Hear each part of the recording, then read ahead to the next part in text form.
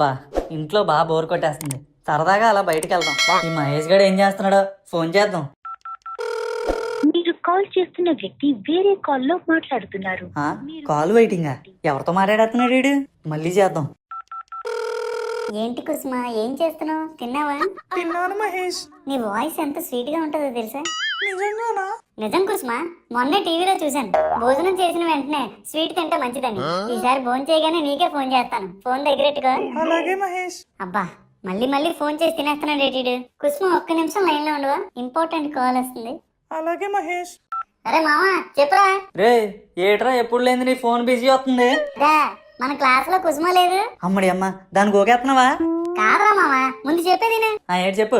దానికి బయాలజీలో డౌట్ వచ్చిందట్రా మామా, క్లియర్ చేస్తావా అని ఫోన్ చేసింది. తనతోనే మాట్లాడుతున్నా. మామా, తన డౌట్ క్లియర్ అయిపోగానే ఫోన్ చేస్తాను. సరే సరే ఉంటాను.